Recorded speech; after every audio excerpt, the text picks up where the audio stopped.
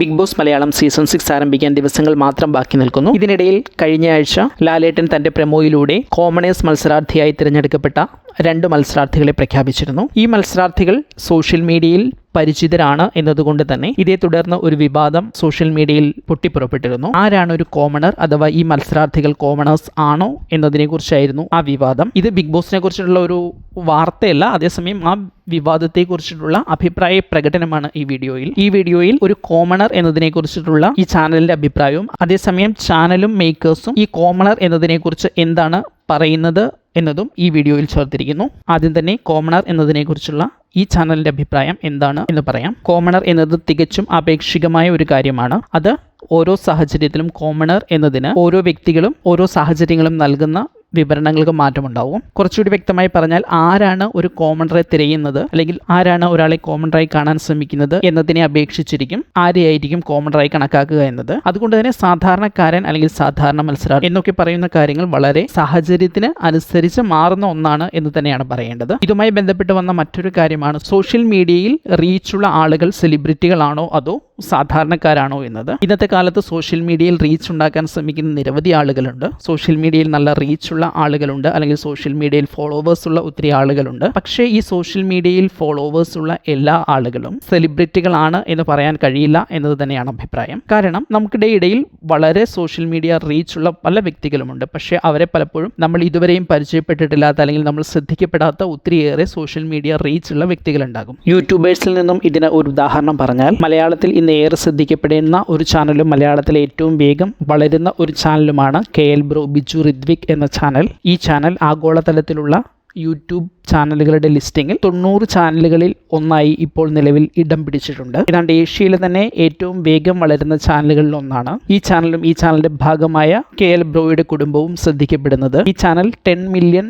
സബ്സ്ക്രൈബേഴ്സിനെ നേടുന്ന സമയത്താണ്. അതായത് ഈ 10 മില്യൺ എത്തുന്നത് വരെ വളരെ കുറച്ച് ആളുകൾ മാത്രമേ അദ്ദേഹത്തെ റെക്കഗ്നൈസ് ചെയ്തിരുന്നുള്ളൂ എന്നതാണ് സത്യം. അതേസമയം 1 മില്യൺ സബ്സ്ക്രൈബേഴ്സ് ഇല്ലാത്ത ഒരു പക്ഷേ 100K സബ്സ്ക്രൈബേഴ്സ് പോലും ഇല്ലാത്ത എത്രയോ യൂട്യൂബ് ചാനലുകളുമായി ബന്ധപ്പെട്ട ആളുകൾ ശ്രദ്ധിക്കപ്പെടുകയും അവർക്ക് സെലിബ്രിറ്റി പരിവേഷം ലഭിക്കുകയും ചെയ്യുന്നുണ്ട്. അതുകൊണ്ട് തന്നെ സോഷ്യൽ മീഡിയയിൽ ഒരാൾക്കുള്ള ഫോളോവേഴ്സിന്റെ എണ്ണം കൊണ്ടോ സബ്സ്ക്രൈബേഴ്സിന്റെ എണ്ണം കൊണ്ടോ അയാൾ ഒരു സെലിബ്രിറ്റി ആയി എന്ന് പറയാൻ കഴിയില്ല. വളരെ കുറഞ്ഞ എണ്ണം സബ്സ്ക്രൈബേഴ്സും ഫോളോവേഴ്സും കൊണ്ട് ഒരാൾ സെലിബ്രിറ്റി ആക്കാം. നിരവധി ഫോളോവേഴ്സും സബ്സ്ക്രൈബേഴ്സും ഉണ്ടെങ്കിലും ഒരാൾ സെലിബ്രിറ്റി ആകാതിരിക്കുകയും ചെയ്യാം. മറ്റൊരു കാര്യം, സെലിബ്രിറ്റികൾക്കൊപ്പം നിന്ന് ഫോട്ടോ എടുത്താൽ ആ വ്യക്തി സെലിബ്രിറ്റിയായി മാറുന്നു, അല്ലെങ്കിൽ ആ വ്യക്തി സെലിബ്രിറ്റി ആയതുകൊണ്ടാണ് സെലിബ്രിറ്റികൾക്കൊപ്പം ഫോട്ടോ എടുക്കുകയും സോഷ്യൽ മീഡിയയിൽ ഷെയർ ചെയ്യുകയും ചെയ്യുന്നത് എന്ന് പറയുന്നത് ഒട്ടും യോജിക്കാൻ കഴിയുന്ന ഒരു കാര്യമല്ല. കാരണം നമ്മുടെ നാട്ടിലെ സെലിബ്രിറ്റികളുടെ അടുത്ത് ഓരോ ദിവസവും നിരവധി ആളുകളാണ് ഫോട്ടോയ്ക്ക് പോസ്റ്റ് ചെയ്യുന്നത്. അങ്ങനെയെങ്കിൽ ഓരോ ദിവസവും ഈ സെലിബ്രിറ്റികൾക്കൊപ്പം ഫോട്ടോ എടുക്കുന്ന ഓരോ വ്യക്തികളും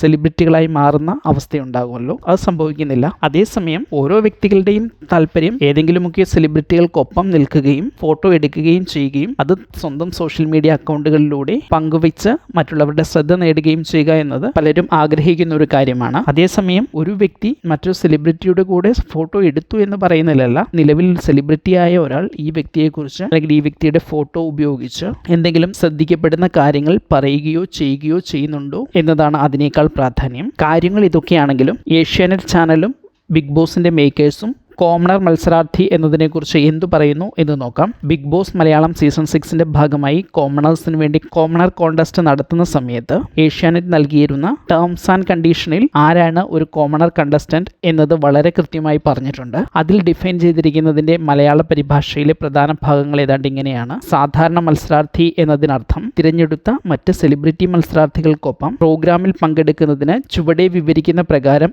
ഓഡീഷൻ പ്രക്രിയകളിലൂടെ കാഴ്ചക്കാരിൽ അല്ലെങ്കിൽ പൊതുജനങ്ങളിൽ നിന്ന് തിരഞ്ഞെടുക്കുന്ന പങ്കാളിയാണ് എന്നാണ്. ഇത് കോമണേഴ്സിന് വേണ്ടി മത്സരം നടത്തുന്നതിന് മുൻപ് തന്നെ ബിഗ് ബോസ് അതിന്റെ ടേംസ് ആൻഡ് കണ്ടീഷനിൽ ഉൾപ്പെടുത്തിയിട്ടുള്ള കാര്യമാണ്. ഈ കാര്യം മനസ്സിലാകണമെങ്കിൽ ബിഗ് ബോസിന്റെ സെലക്ഷൻ പ്രക്രിയയെക്കുറിച്ച് ഒന്നുകൂടി പറയേണ്ടിയിരിക്കുന്നു. സാധാരണയായി ബിഗ് ബോസ് സെലിബ്രിറ്റി കണ്ടസ്റ്റന്റുകളെയാണ് അവതരിപ്പിക്കുക. സെലിബ്രിറ്റി കണ്ടസ്റ്റന്റുകൾ എന്ന് ബിഗ് ബോസ് ഉദ്ദേശിക്കുന്നത് ബിഗ് ബോസിന്റെ സെലക്ഷൻ പ്രോസസ്സിന്റെ ഭാഗമായി ബിഗ് ബോസോ അതിന്റെ മത്സരാർത്ഥികളെ തിരഞ്ഞെടുക്കാൻ ഉത്തരവാദിത്തപ്പെട്ടവരുടെയോ മുൻപിൽ അവർക്ക് അറിയാവുന്ന ഏതെങ്കിലും തരത്തിൽ ശ്രദ്ധിക്കപ്പെടുന്ന മത്സരാർത്ഥികളുടെ ലിസ്റ്റുകൾ പ്രിപ്പയർ ചെയ്ത് അവരെ സമീപിച്ച് അവർക്ക് വേണ്ട ഇന്റർവ്യൂകളോ സെലക്ഷൻ പ്രോസസ്സുകളോ നടത്തി അവരെ ബിഗ് ബോസിലേക്ക് തിരഞ്ഞെടുക്കുന്ന ഒരു രീതിയാണ് സാധാരണയായി ബിഗ് ബോസിന്റെ മേക്കേഴ്സ് സ്വീകരിക്കാറുള്ളത്. അതാണ് സാധാരണയായി സെലിബ്രിറ്റി മത്സരാർത്ഥികൾ എന്നതുകൊണ്ട് ഉദ്ദേശിക്കുന്നത്. അതേസമയം കോമണർ മത്സരാർത്ഥി എന്നതുകൊണ്ട് ഉദ്ദേശിക്കുന്നത് ഈ മേൽപ്പറഞ്ഞ രീതിയിൽ സെലിബ്രിറ്റി മത്സരാർത്ഥികൾ എന്ന നിലയിൽ പരിഗണിക്കുമ്പോൾ അവരുടെ ശ്രദ്ധയിൽപ്പെടാത്തതും എന്നാൽ മത്സരിക്കാൻ